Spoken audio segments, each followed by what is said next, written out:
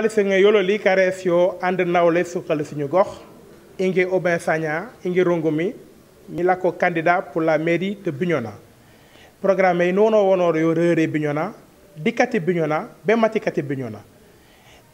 programme yati point sone 10 ngen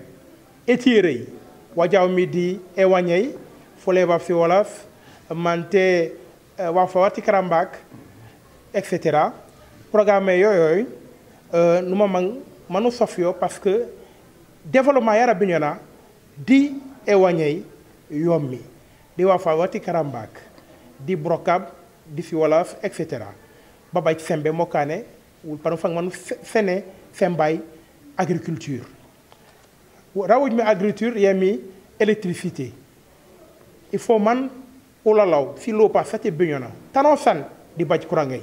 bara kurangay engolene lako comme kurangay yar ci Senelec bara kurangay jat engolene u bajayo di silan passe les lampes solaires jati dunet et non donc tanu manje nous ngolene na utiliser le soleil mais c'est l'énergie ya yadje ro buroko bonto ban wolu nu jonjum manu ngolen u kambroka bobo wukto dat manu kinami il faut manu jikera manu suké set yemi les ordures il faut manu ngolena u pour na so nanu fan bar u pour na les ordures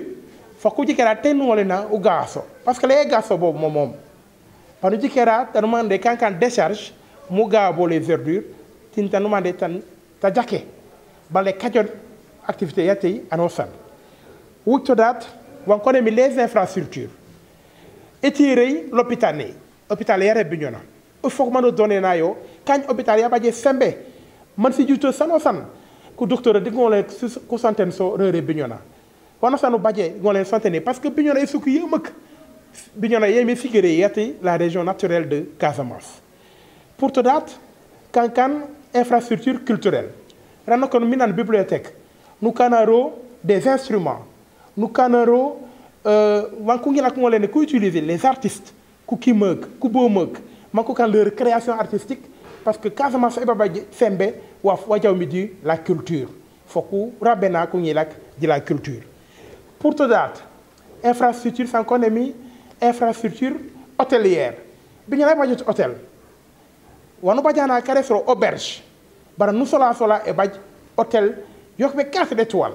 il faut man rabena ko ngila kara Bignona ko ngila kati Casamance manko tepreuve ci hôtel parce que ngolene baj reere Bignona pour te date de quand les infrastructures sera le sport il faut Bignona e baj stade ya baje sembe stade ya nu mande e wum man kati football kati basket kati été athlétisme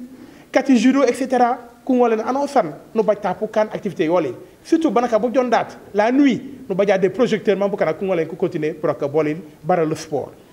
enfin urungaw Bignona e bajut urung e bajut woli noné woli be kala ko sumna temit simit soné futok emit yano san titi man titi foko noken kilomètre fi figi sati urong na pi lirmi simita soné futok pano bada kilomètre soné butinkin mano man ban pano benento programme yara l'état les 8 kilomètres yana wana mu kandre de Bignona avec la route Sénoba Ziguinchor ingi fanga fumba fera e wolon wol 3 kilomètres wala nokinale pano wuja fouf ra fouté 6 kilomètres soné ungen en 5 ans bandi ne pan kuyum man si woto si ngolen fi tay man Jakarta du kumbola so man si woto si tay man si tay bu ko nak di ulala wati Bignona parce que ngolen firing be ba juré parce que ngolen firing be badiana be bayla pan kan wa fa jaké be fi suko solo lal pour to date di baj programme yara industrie di entreprise ropop les can industrie sama cré les can entreprise sama cré mais ça réoré mais surtout entreprise ça demandé wonu badiami reure di susukeuf di rambaaw nous transformer ngara exemple yara ku mangak nu ngolene on transformer reure ku mangak baro bona so mom ma bu kana ku jaw ku transformer Dakar mate bouquet Europe nu ngolene kana transformer ngay transformation ngay reure mako ngi lak di ku baj rock ku sekak di ku baj rock pour to date le commerce ku sekak ku mangé man ku dina ku mangé man bari il faut baj financement il faut mon rambenale di les financements manku seka di kunina ku ngalen ku baj manku kan commerce par kan activité ya jaké fanfang reure Bignona marino la santé et jouer hôpital yara Bignona ajike da pam botini Bignona e fanfang hôpital yantona oye Bignona yemi esigiri yati Casamance nu ware ubaja hôpital yanu mande e juuti yanu san hôpital ye par ngolé ne tep nu baja les équipements mais surtout diker bukana ko man ko lakay sinde solil ban ku juutu ni kele ko ka ngene jaw l'hôpital parce que écouré yare jaay hôpital ko sen date ordonnance fang atu ngolé be cham mo ka nene foko canal mutuel annonce na nento rewor mairie de fang menene ne sikuri ana juudat no ngolé no satinalo wa fo baje sembe parce que e juutey kajen anaw bade kajen économie yololal pour to date di kan éducation et formation professionnelle si l'école a solo lal primaire il faut mu donner la clôture mu melam di les écoles tout faut ko djubal bare surtout il faut mu baja un lycée ya baje sembe lycée malegen compétence yara le conseil départemental mais pas nimique avec le prochain président du conseil départemental manu baja lycée yanu mande lycée yunkol lycée ya baje fu djom manko ngi la ko len ko l'école bare di formation qui là faut que former les menuisiers nous former les mécaniciens nous former les tailleurs les coiffeurs etc.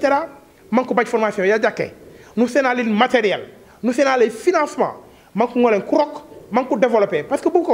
ce sont des créateurs d'emplois beaucoup ngolen mais ku créer des emplois manko gumbul le chômage ya pas de mirere Bignona pour to date wa fangi mo baje sebere de Bignona ouais mais l'emploi ku ngi la ko bazu rock ku seka ko bazu rock faut que djuma avec les entreprises ça wala mais au créer avec les industries ça wala na ou nena reure Bignona faut que djumal man ku ngi la surtout ku ngi la di ko seka ko baj rock vraiment ou le programme yuloli ta fang ma baje sembe yemi la création des emplois le numérique yo aussi pour nous utiliser yo parce que dune yara jat il faut annoncer nous utiliser les services numériques pour le développement. À Baraka.